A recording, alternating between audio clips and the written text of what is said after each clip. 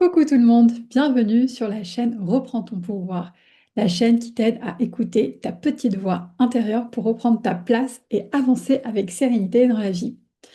Pourquoi est-ce que c'est important de s'écouter? Parce que quand tu ne t'écoutes pas, tu donnes ton pouvoir au monde extérieur, aux pressions, aux habitudes, aux attentes de ta famille, de la société, au conditionnement moral, à tes croyances, à la morale de la société. Résultat, tu prends des décisions qui ne sont pas alignées avec qui tu es. Du coup, tu te désaxes. Si on était un personnage qui était en mer, on partirait à la dérive.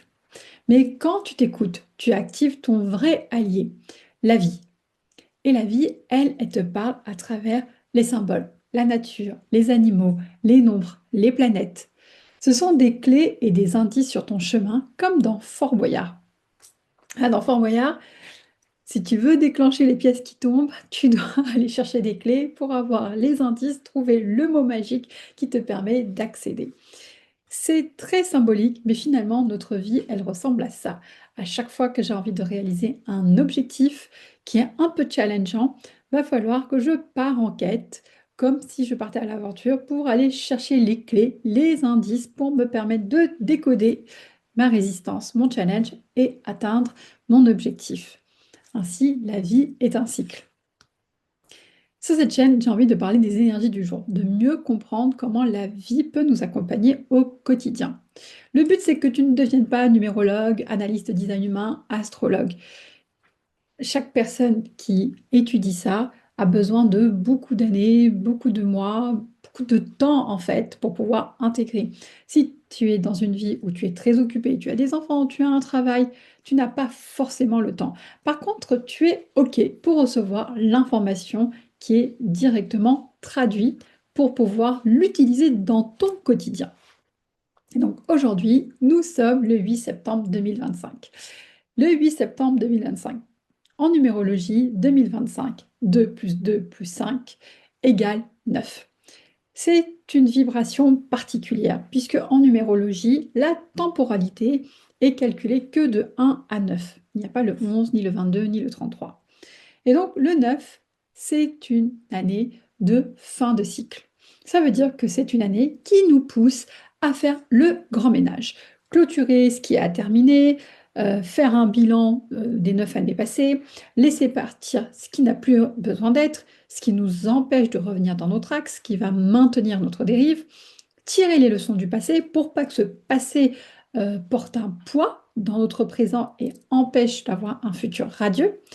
C'est comme si cette année-là, toute cette année, la vie nous demandait de vider notre valise qui est trop lourde avant d'embarquer pour un nouveau cycle d'aventure qui commencera en 2026 pour 9 ans. Pour les personnes qui sont hypersensibles, déjà bien connectées, intuitifs, qui ont cette capacité de ressentir cette pression extérieure et donc forcément aussi l'énergie de la vie, vous pourriez éventuellement ressentir déjà l'énergie de 2026 dès octobre, même dès maintenant si vous êtes ultra bien connecté. Septembre est aussi un mois 9, 09. C'est rare d'avoir ce double 9. La prochaine fois qu'on aura une année 9, un mois 9, ça sera dans 9 ans exactement. Ça amplifie donc le message du triage, nettoyage et libération. Ce mois est une invitation qui te demande en fait qu'est-ce que je garde et qu'est-ce que je laisse partir, mais vraiment quoi. Et il est temps là, c'est bon. Ah, là, il faut vraiment partir, il faut se délester de tout ce qui empêche d'aller chercher notre légèreté et de partir pour de nouvelles aventures. Et si tu tiens encore à de vieilles histoires, à de vieilles blessures ou des projets qui ne t'animent plus, c'est le moment vraiment idéal pour te le déposer. De toute façon, la vie te le pousse. Et sinon, ça risque vraiment d'être lourd, quoi. C'est-à-dire que tu risques d'avancer et ta valise elle va être trop lourde. En fait, tu vas être fatigué, tu vas être frustré, tu vas ressentir de la colère, de l'amertume, tu vas ressentir une envie d'abandonner, de dire que la vie est trop injuste, la vie est trop dure. Là, c'est le bon moment pour te le déposer. Et aujourd'hui, plus particulièrement, on est en jour 8. Le jour 8, c'est le chiffre qui nous demande à venir prendre notre place, à assumer notre légitimité. Nous avons tous de la valeur, ok? Si tu vois que les autres ont de la valeur et pas toi, c'est juste que tu vois ce qui te manque en toi et que tu le reconnais chez l'autre. Mais si tu le reconnais chez l'autre, ça veut dire qu'il est en toi parce qu'on ne peut pas reconnaître quelque chose que nous n'avons pas. Tout ce que tu vois chez l'autre que tu crois que tu n'as pas, tu l'as forcément. Et donc, c'est à toi de te regarder pour savoir comment le valoriser. Ici, c'est comme un miroir. À chaque fois, la vie te demande où est-ce que tu ne te reconnais pas dans ta propre valeur, dans ton propre estime, où est-ce que tu te caches, ou tu minimises ce que tu as à offrir. Pour ceux qui connaissent le design humain, si vous avez le centre cœur-ego ouvert, non défini, ça peut vraiment faire écho pour vous, ce sujet. Et donc, ce 8, aujourd'hui particulièrement, c'est une journée où la vie, elle va nous inviter à prendre notre place, à oser dire que je suis digne de recevoir et parce que j'ai de la valeur et que je me respecte et du coup, je suis digne d'être respectée par les autres. Car si toi, tu ne te reconnais pas, si toi, tu crois que tu n'es pas digne, alors le monde extérieur ne pourra pas refléter cette reconnaissance et cette dignité. En résumé, aujourd'hui, l'énergie du 9, qui est une énergie de nettoyage, de purification, et puis pour les autres, ceux qui travaillent depuis longtemps, un moment de récolte aussi, hein. Aujourd'hui, on peut vraiment peut-être recevoir des gros chèques aussi, du succès, des félicitations. Elle rencontre cette énergie du 8. Voilà, l'énergie du 8, l'infini, la justice, le statut social, la grandeur. Mais aussi l'injustice, le déséquilibre. C'est un jour parfait pour lâcher ce qui ne te sert plus, pour affirmer avec clarté ce que tu souhaites, comment prendre ta place, comment tu veux l'occuper, et un jour parfait pour récolter si tu es déjà bien en chemin. Si on devait faire comme une métaphore, on pourrait dire que l'année 9 t'invite à fermer le livre que tu as ouvert il y a 9 ans et que tu ne gardes que les belles choses et tu te délestes de ce que tu n'as plus besoin pour commencer un nouveau roman.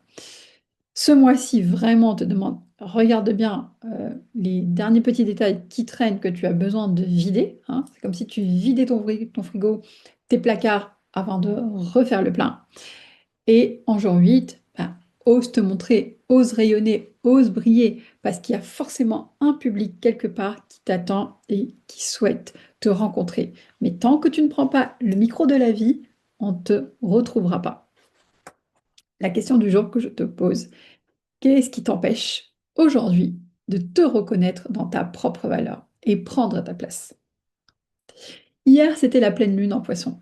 Cette pleine lune, elle nous invitait aussi à écouter notre intuition, notre pouvoir créatif, tout en gardant l'ancrage de la Vierge, qui est une énergie qui nous pousse à regarder les choses en face, dans le réalisme.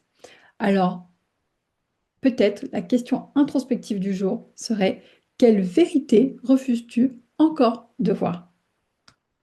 Voilà pour la météo énergétique du jour. Je te dis à demain pour la prochaine météo. Si tu ressens ces énergies, partage en commentaire ce que toi, tu as besoin de libérer ou d'assumer aujourd'hui. Parce que à chaque fois que tu oses dire les choses à voix haute, tu actives la manifestation avec la vie.